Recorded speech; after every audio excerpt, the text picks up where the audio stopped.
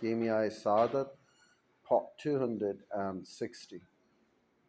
حدیث شریف میں ہے کہ مومن ہمیشہ عذر ڈھونڈتا ہے اور منافق سدا عیب ڈھونڈتا ہے۔ چاہیے کہ ایک نیکی کے بدلے 10 تقصیریں چھپائے۔ حضرت صلی اللہ علیہ وآلہ وسلم نے فرمایا، برے آشنا سے پناہ مانگنا چاہیے، اس واسطے کہ جب وہ برائی دیکھتا ہے تو ظاہر کر دیتا ہے، جب اچھائی دیکھتا ہے تو چھپاتا ہے، جب کوئی قصور معذرت کے لائق ہو تو اسے معاف کر دے، اور نیک گمان کرے، اس واسطے کہ بدگمانی کرنا حرام ہے۔ رسول مقبول صلی اللہ علیہ وآلہ وسلم نے فرمایا، حق تعالیٰ نے مومن کی 4 چیزوں کو دوسروں پر حرام کیا ہے: مال و جان، آبرو اور بدگمانی۔ مال، جان، آبرو اور بدگمانی۔ حضرت عیسیٰ علیہ السلام نے فرمایا، تم اس شخص کے باب میں کیا کہتے ہو جو اپنے برادر کو سوتا دیکھتا ہے تو اس کی شرمگاہ سے کپڑا اتارتا ہے تاکہ وہ ننگا ہو جائے؟ لوگوں نے کہا، یا رسول اللہ، اس امر کو کون روا رکھے گا؟ فرمایا، تم ہی روا رکھتے ہو، اس واسطے کہ اپنے برادر کا عیب فاش کرتے ہو اور لوگ اس سے واقف ہو جائیں۔ بزرگوں نے کہا، جب تو کسی کے ساتھ دوستی کیا چاہے تو پہلے اسے غصہ میں لا، پھر کسی کو اس کے پاس مخفہ بھیج تاکہ تیرا ذکر چھیڑے۔ اگر وہ تیرا افشائے راز کرے تو جان لے کہ وہ دوستی کرنے کے قابل نہیں۔ اور یہ بھی بزرگوں نے کہا کہ ایسے شخص کے ساتھ دوستی کر کہ تیرا جو حال خدا جانتا ہے وہ جانے، جس طرح خدا چھپاتا ہے وہ چھپائے۔ کسی شخص نے ایک دوست سے اپنا راز کہا اور پوچھا، تو نے اس بات کو یاد کر لیا؟ اس نے کہا، نہیں، بھولا ہوا ہوں۔ بزرگوں نے کہا، جو شخص 4 وقتوں میں تجھ سے بدل جائے وہ دوستی کے قابل نہیں: خوشی کے وقت، غصہ کے وقت، طمع کے وقت، خواہش نفسانی کے وقت، چاہے کہ ان وقتوں میں تیرا حق سے نہ گزرے۔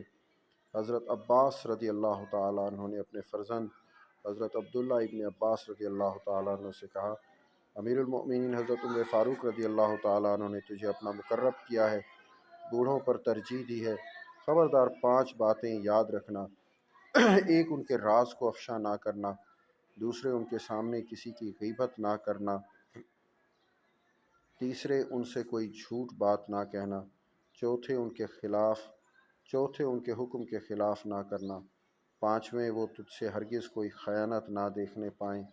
اے عزیز جان، تو کہ کوئی چیز دوستی میں اتنا فساد اور خلل نہیں ڈالتی جتنا مناظرہ اور خلاف خلل ڈالتا ہے۔ دوسرے کی بات کو رد کرے گا تو اس کے یہ معنی ہیں گویا اس کو احمق اور جاہل کہا، خود کو عاقل اور فاضل سمجھا، اس سے تکبر کیا، چشم حقارت سے دیکھا۔ یہ باتیں دشمنی سے ملی ہیں، دوستی سے نہیں۔ رسول مقبول صلی اللہ علیہ وآلہ وسلم نے فرمایا، تم اپنے بھائی کے کلام میں خلاف نہ کرو، اس سے ٹھٹھول کرو، اس کے ساتھ وعدہ خلافی نہ کرو۔ بزرگوں نے کہا کہ اگر تو نے اپنے برادر سے کہا، چل، اس نے کہا، کہاں تک، تو وہ صحبت کے قابل نہیں، بلکہ چاہیے کہ فوراً اٹھ کھڑا ہو، کچھ نہ پوچھے۔ حضرت ابو سلیمان دارانی رحمۃ اللہ علیہ نے کہا، میرا ایک دوست تھا تو جو کچھ میں اس سے مانگتا وہ دے دیتا۔ ایک بار میں نے اس سے کہا، فلانی چیز کی ضرورت ہے۔ اس نے کہا، کس قدر درکار ہے؟ بس اس کی دوستی کی حلاوت میرے دل سے جاتی رہی۔ دوستی کا نبھا اس امر میں موافقت کرنے سے ہوتا ہے جس میں موافقت کر سکیں۔ چوتھی قسم یہ ہے کہ زبان سے شفقت اور محبت ظاہر کرے۔ رسول مقبول صلی اللہ علیہ وآلہ وسلم نے فرمایا، اذا احب احدکم اخاہ فلیخیرہ۔ ترجمہ، جب کوئی کسی کو دوست رکھے تو اسے خبر کر دے۔ آپ نے اس واسطے فرمایا تاکہ اس کے دل میں محبت پیدا ہو، اس صورت میں دوسرے کی طرف سے دگنی محبت ہوگی۔ چاہیے کہ اس کی تمام احوال پرسی کرے، رنج و راحت میں اس کا شریک رہے۔ اس کے رنج کو اپنا رنج سمجھے، اس کی خوشی کو اپنی خوشی جانے۔ جب اسے جب اسے پکارے تو اچھے نام کے ساتھ، اگر اس کا کچھ خطاب ہے تو اسی سے پکارے، مگر وہ اسے بہت دوست رکھتا ہوگا۔ امیر المؤمنین حضرت عمر فاروق رضی اللہ تعالیٰ نے فرمایا، برادر کی دوستی 3 چیزوں سے مضبوط ہوتی ہے۔